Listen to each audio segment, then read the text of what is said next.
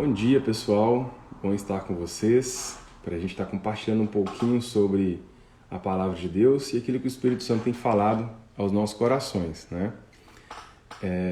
Se você já viu o título dessa live, Seja Sal e Luz. E talvez você não tenha parado para pensar o que seria, né? Por que sal e luz? E para a gente falar de uma maneira bem sucinta, sal e luz fazem a diferença, né? Um ambiente que está sem luz, quando a luz chega, transforma tudo, né? A gente enxerga as coisas. Um alimento que não tem sal, ele tem um sabor que não tem um realce que o sal proporciona. Então o sal, ele não só salga, mas ele dá sabor também aos alimentos. Ou seja, a luz e o sal fazem a diferença onde eles estão, não é?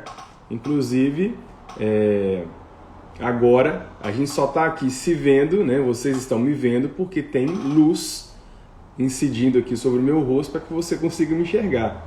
Senão, a gente estaria talvez só no áudio, enfim.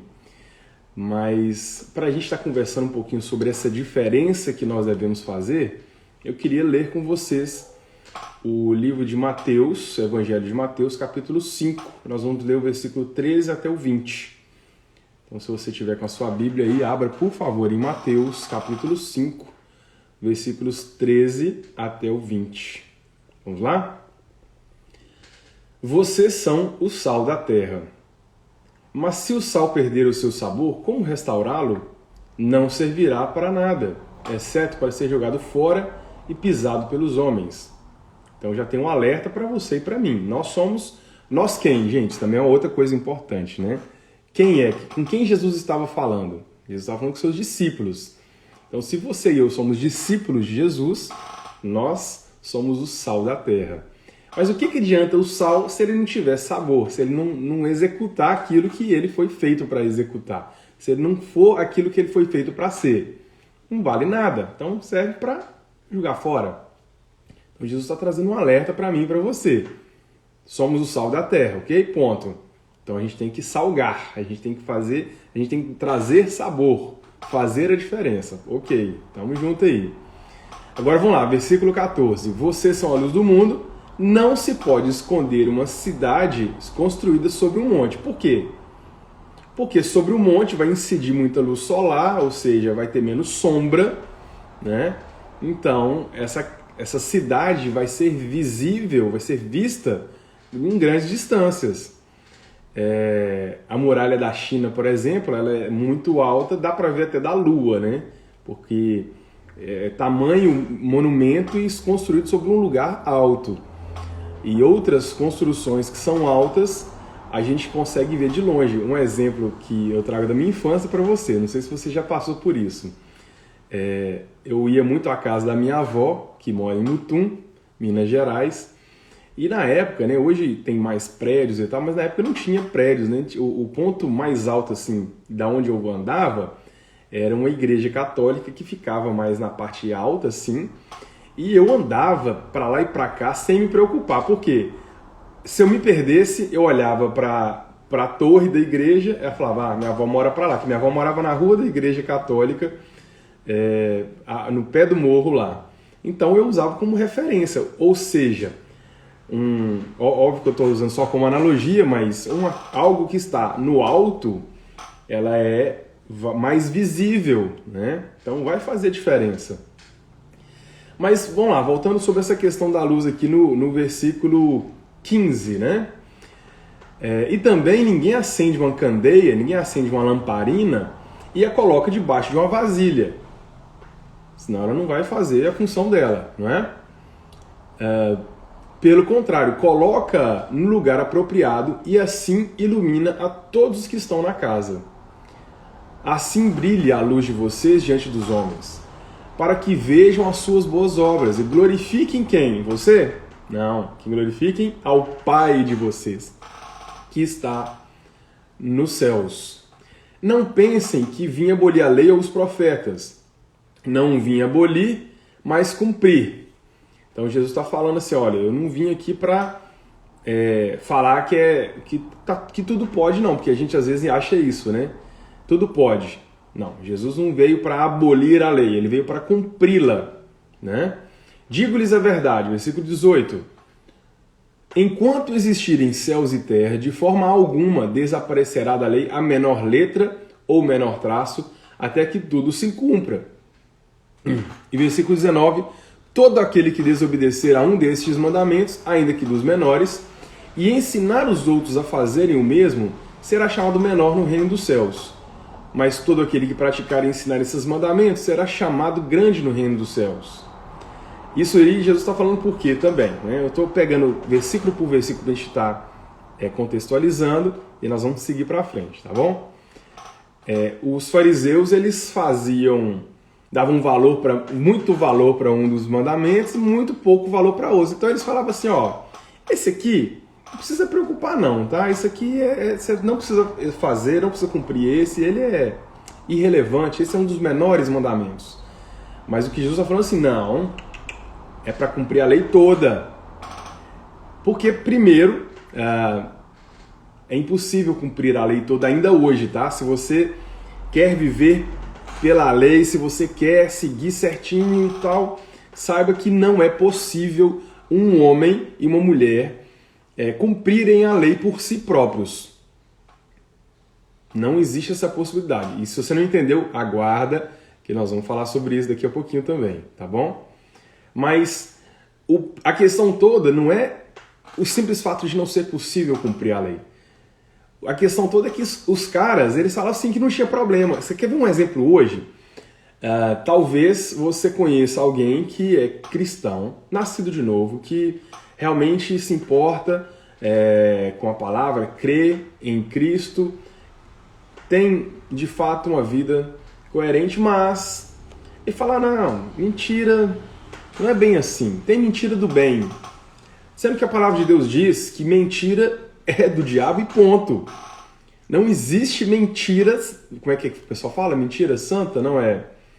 Mentira branca, mentira leve, não lembro muito bem o termo. Não, isso aqui é uma mentirinha, mas é pro bem dele. Se eu falar a verdade, vai deixar a pessoa muito triste e tal. A gente confunde ser grosseiro com falar a verdade, né? Muitas vezes a gente quer falar mentira para não ser grosseiro, mas a gente pode falar a verdade em amor sempre. Ora, como que eu sei que pode? Porque mentira é pecado e a palavra de Deus diz que não sobreveio sobre nós tentação que não fosse humana, antes ele nos dá o escape, logo se eu tenho o escape, eu tenho a possibilidade de não mentir.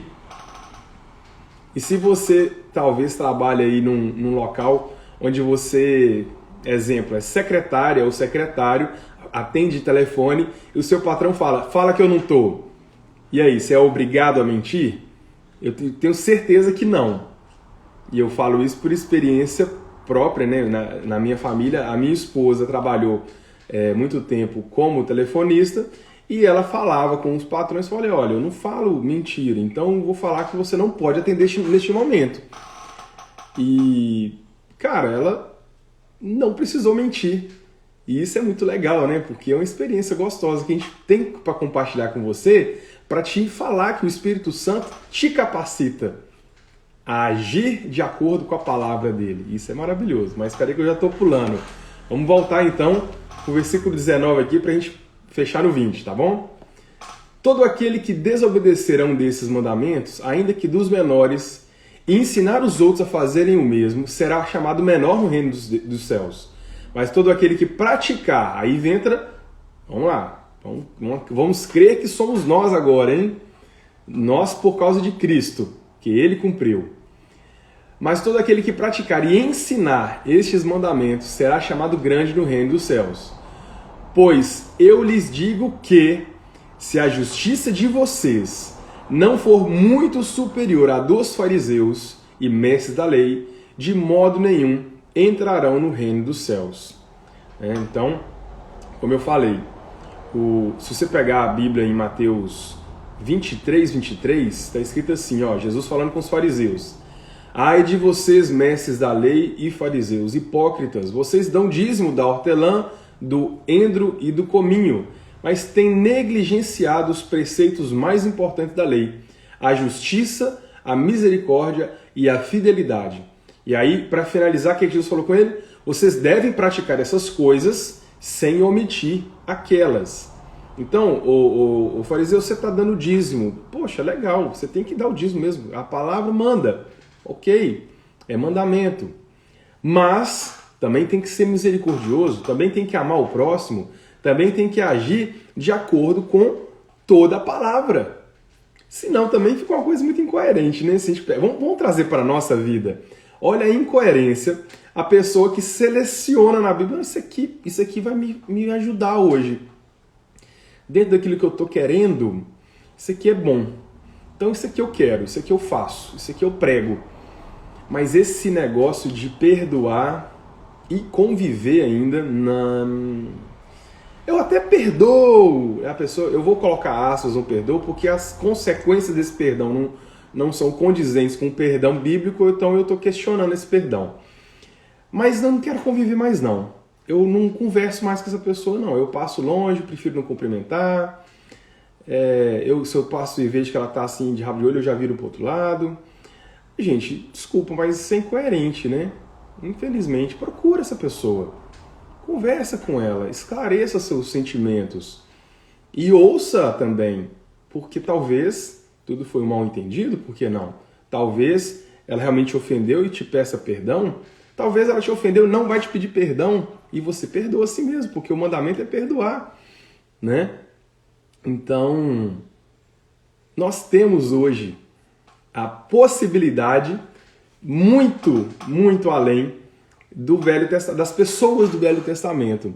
Porque você já parou para pensar como que seria interessante viver como Eliseu viveu, como Elias viveu, como Moisés, como José do Egito, como Gideão, pegar aqui outros, como Davi, como Daniel, né? São personagens fantásticos, pessoas fantásticas do Velho Testamento, como Jó, homem justo, são pessoas que viveram antes de Jesus vir como homem ao mundo e, portanto, nós hoje, que vivemos depois da vinda de Cristo à Terra, sua morte, sua ressurreição e, como consequência, o envio do Espírito Santo para mim e para você, nós estamos em vantagem e às vezes a gente não para pensar. Hoje, ser sal da terra e luz do mundo é mais fácil, sabia disso? Antes de Jesus enviar a nós o Espírito Santo não habitava nas pessoas. O Espírito Santo visitava. Tanto que você pega Davi, né, o rei, um cara top de linha, um cara que era maravilhoso, que compunha salmos perfeitos e lindos. Do nada o cara via a mulher lá e falava, cara, eu vou matar o marido dessa mulher e vou ficar com ela pra mim. E aí? Isso é normal pra você? Se isso aparecer hoje no noticiário, você vai falar que esse cara é um santo, é um cristão? Na época, o Espírito Santo visitava as pessoas. Davi foi um homem segundo o coração de Deus porque ele se arrependia. Mas ele pecava e pecava uns pecados que hoje a gente ia condenar forte. O que ele fazia era muito grave, tanto que ele sofreu muito por aquilo que ele cometeu. As consequências foram pesadas para ele. Mas e você e eu hoje? Sabe, gente? Porque no Velho Testamento, a vida do cristão podia ser essa montanha-russa aqui, de altos e baixos. Mas e hoje? O Espírito Santo hoje habita em nós. E se você não sabe como é que funcionou, né, o que aconteceu, Jesus falou que ia enviar o Consolador, o Espírito Santo, né? E aí, vamos abrir a Bíblia comigo em Atos 2.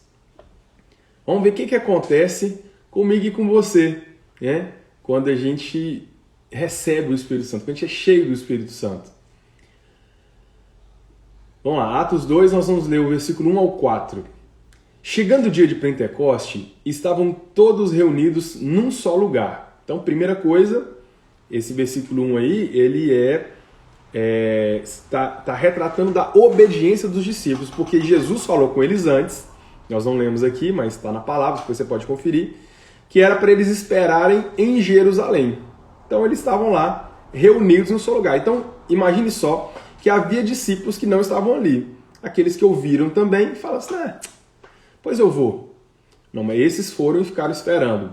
Então, versículo 2. De repente, veio do céu um som como de um vento muito forte, que não era um vento muito forte, mas era como um vento muito forte, então era um barulho de vento, e encheu toda a casa na qual estavam assentados. E viram o que parecia língua de fogo, não era língua de fogo, mas parecia ser, então as pessoas viram algo que eles não souberam explicar com clareza, e falaram, parecem línguas de fogo, que se separaram e pousaram, encostaram sobre cada um deles. Todos ficaram cheios do Espírito Santo e começaram a falar em outras línguas ou em outros idiomas, conforme o Espírito os capacitava. E você sabe o que é o mais interessante disso? É que essa experiência que nós lemos tantas vezes e que denomina daí o termo pentecostal, né? Que é aquele que fala em outras línguas, que é aquele que tem uma busca muito forte pelos dons e que nós também devemos buscar os dons, sim. Não estou falando que estão errados por isso, mas o lance do Espírito Santo, que é o mais top, porque,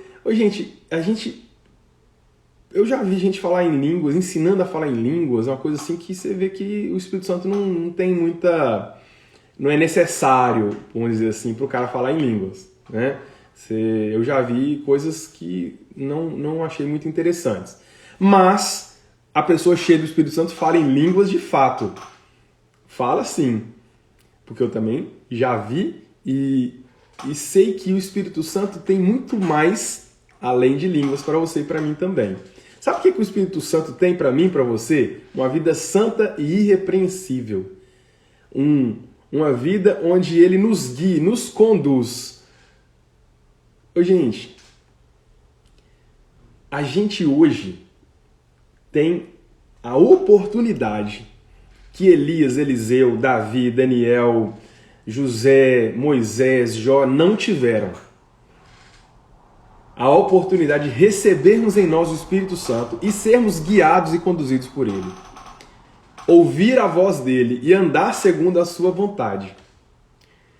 E assim, se você acha que a vida desses caras do Velho Testamento foi boa, é porque eles obedeceram a palavra, obedeceram ao Senhor, né? Deus chegou para Moisés e falou, Moisés, o negócio é o seguinte, volta lá para o Egito, você vai tirar o povo de lá. E ele falou com Deus, uma série de coisas e tal, mas obedeceu.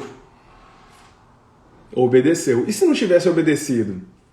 Você acha que se ele não tivesse obedecido, ele teria o nível de relacionamento e intimidade com Deus que ele teve subindo no monte, vendo Deus? Você acha que se José do Egito tivesse desobedecido, se ele tivesse sido uma pessoa contrária àquilo que o Senhor ensinou, aquilo que ele aprendeu da palavra, teria sido governador do Egito? Talvez morresse preso, né? Porque as nossas atitudes têm consequências e a gente não para pensar nisso. A gente tem hoje a faca e o queijo na mão. A gente tem tudo. A gente tem o Espírito Santo, a gente tem a Palavra de Deus, a gente tem irmãos e irmãs que estão à nossa volta para nos abençoar. A gente tem a tecnologia que pode ser usada a nosso favor. Mas a decisão de obedecer é minha e sua. Você quer ser sal e luz? Seja. Porque o Senhor Jesus já veio a este mundo que nós estamos. Ele já viveu, ele já morreu, já ressuscitou, nos levou consigo à morte e nos ressuscitou com ele, para que a vida que a gente viva hoje não seja mais aquela vida de pecado, mas uma nova vida. E essa nova vida, ela só é possível de ser vivida porque o Espírito Santo passa a habitar em mim e em você. Você está entendendo como que as coisas são mais fáceis? Eu já falei com vocês que eu sou professor na sala das crianças, dos mais velhos, né? E eu gosto de fazer analogias, então eu vou repetir uma analogia que eu faço há muito tempo e acho muito interessante, né? Quanto que custa a salvação? O Jean falou na ministração, acho que vale a pena repetir antes também, que a salvação é algo tão caro, mas tão caro que a gente só tem acesso se for de graça, né? Basicamente, imagina, o Jean deu o exemplo do helicóptero, mas como eu tive contato com um piloto e ficou ruim a analogia do helicóptero. Mas o helicóptero é o seguinte, imagina só o custo que tem para se ter e manter um helicóptero. E aí para você e eu darmos uma volta de helicóptero seria algo tão inacessível que a única maneira de a gente andar de helicóptero seria se o dono do helicóptero nos oferecesse uma carona. Vamos dar uma voltinha comigo? Né? Aí depois eu fiquei sabendo que já existe na praia, né? Uma das crianças comentou comigo que na praia você pode fretar o helicóptero para dar uma volta, alguma coisa assim e tal. Ou seja, está mais acessível. Mas uma coisa que é menos acessível, pelo menos na minha realidade, é uma Ferrari, uma Lamborghini, um carro desses de super luxo. Ou então imagina esses Ferrari de ouro que tem aí, desses sheiks árabes, não sei das quantas. Imagina sentar numa Ferrari dessa e andar, e dirigir uma Ferrari dessa. A única possibilidade, para mim pelo menos, de que isso aconteça é se for de graça, é se ele me oferecer. Porque é tão caro, mas tão caro, que nem todo o dinheiro que eu conseguir na minha condição, na minha vida, dentro daquilo que eu prospecto, eu conseguiria dar uma volta num veículo desse.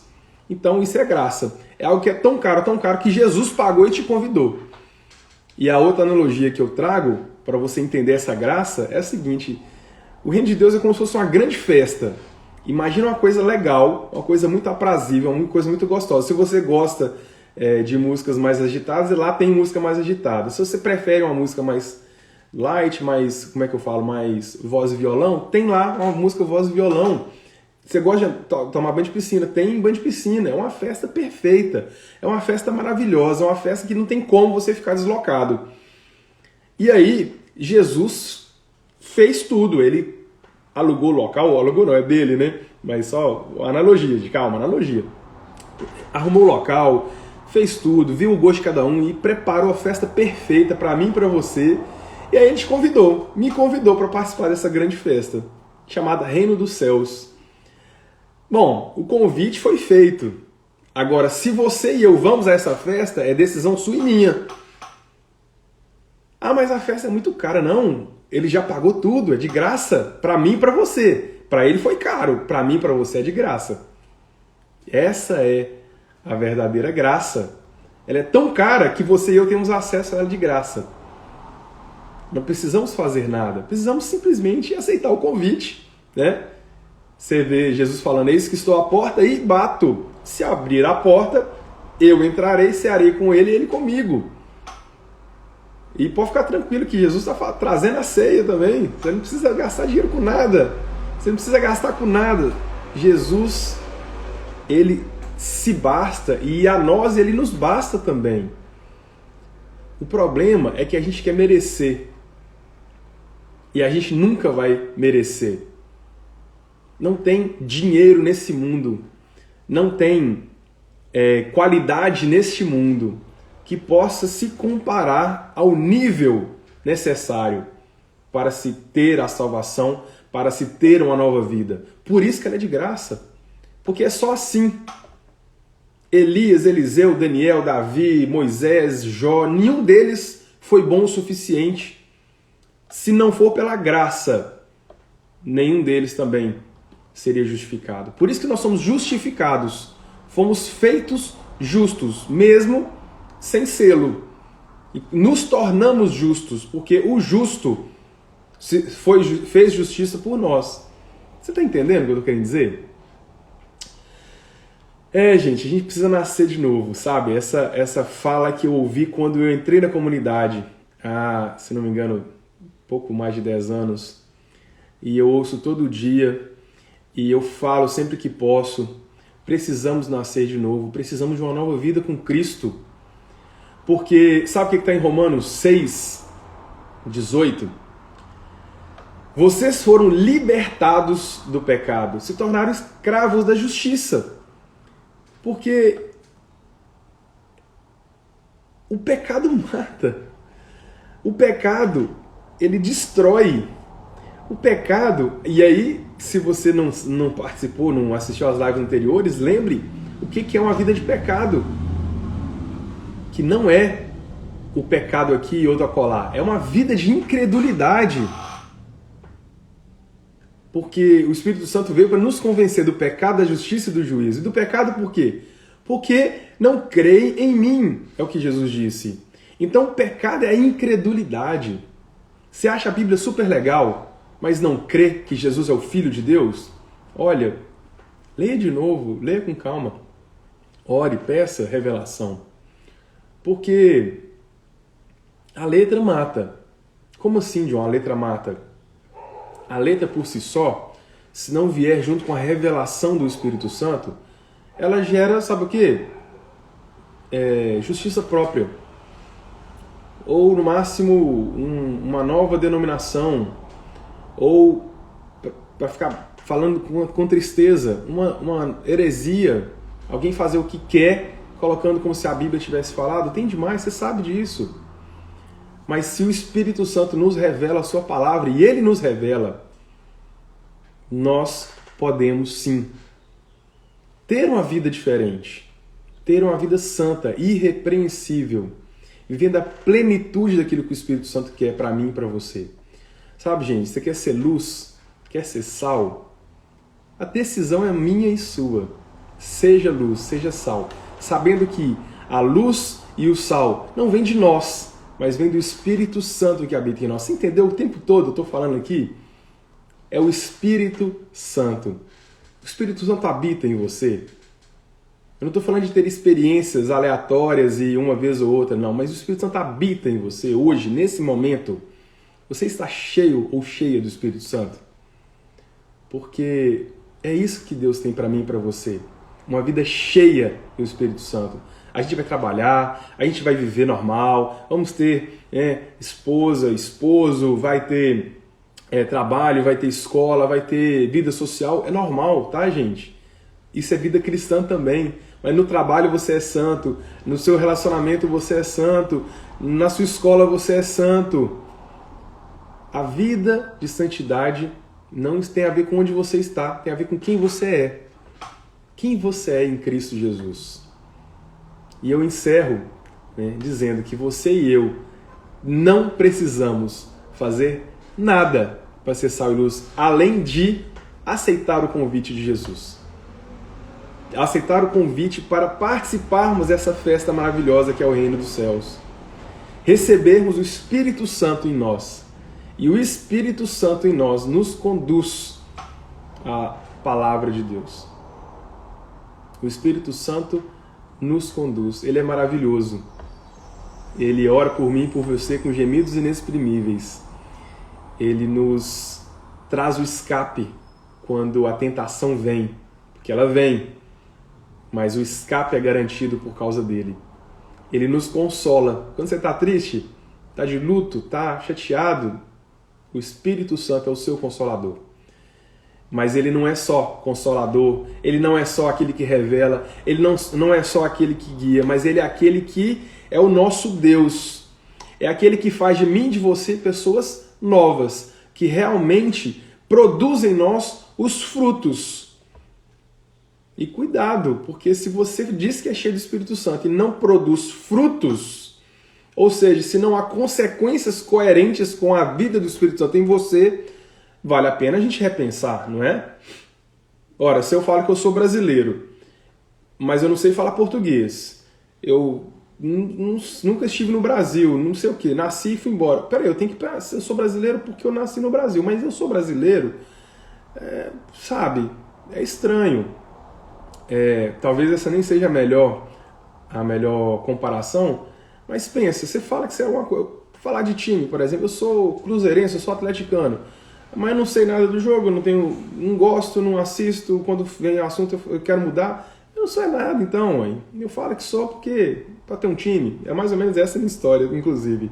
Eu sou cruzeirense. Aí quando meu cunhado morava aqui em Valadares, eu assisti os jogos com ele, gostava e tudo. Depois ele foi trabalhar em outras cidades, eu acho que eu nunca mais vi um jogo. Então esse é o tipo de cruzeirense que eu sou, né? Que não se interessa muito. Mas não pode ser assim no cristianismo. Não pode ser assim. Amém? Que Deus te abençoe, que você tenha um dia cheio de experiências com Ele, que aquela experiência que nós lemos em Atos 2, do Pentecoste, né, do dia de Pentecoste, onde os discípulos viram ouviram um som como do vento e viram como língua de fogo e foram cheios do Espírito Santo, que isso aconteça todos os dias na minha e na sua vida. Para a glória de quem? Para a minha? Para a sua? Não. Para a glória de Deus. Amém?